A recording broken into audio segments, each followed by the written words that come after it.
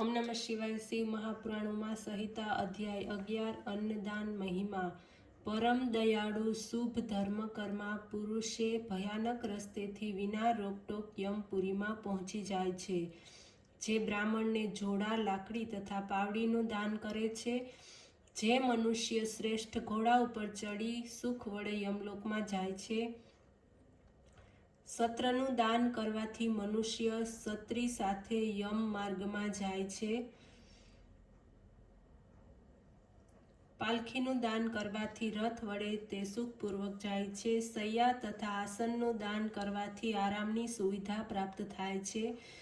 બગીચા અને વૃક્ષ ઉગાડનાર વ્યક્તિ વૃક્ષોની છાયાને પ્રાપ્ત કરીને ફૂલની વાડીઓ વાળા પુષ્પક વિમાનમાં બેસીને દેવ મંદિર,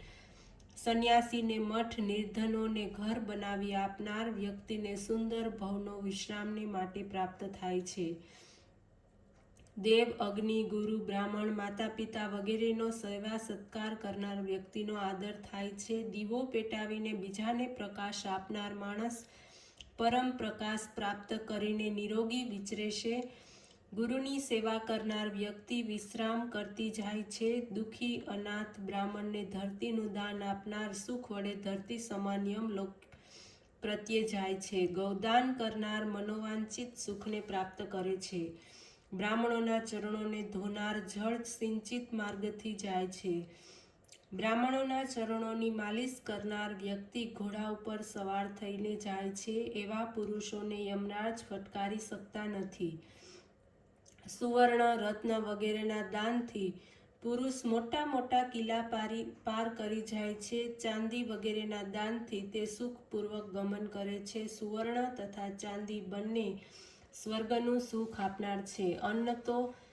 સર્વ દાનોમાં ઉત્તમ દાન છે, આ જ દાન પ્રાણીઓને ઉત્પન્ન કરનાર, પ્રાણીઓમાં ઉત્સાહ, પ્રસન્નતા, બળ, બુદ્ધિ, રુધિર, માંસ, ચરબી, તેજ વગેરેની વૃદ્ધિ કરે છે, અન્ન ન મળતા અનેક પ્રકારના સુખ, ચૈન, વૈભવ, વિલાસ વગેરે મનુષ્યોને જીવિત રાખી શકતા નથી,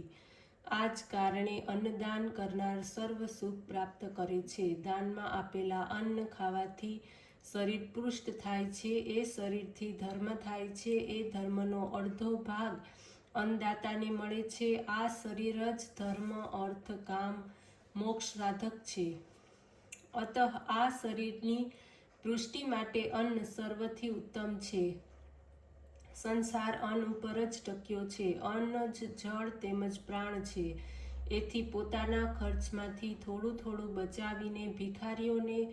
અન્ન આપવું કલ્યાણકારક છે, રોજ લોક તેમજ પરલોકમાં સુખની ઈચ્છાથી ઘેર આવેલા અતિથિઓને યથાશક્તિ અન્નદાન દ્વારા સત્કાર કરવો જોઈએ, આ અન્નદાન શ્રેષ્ઠ ફળદાયક વૃક્ષ છે,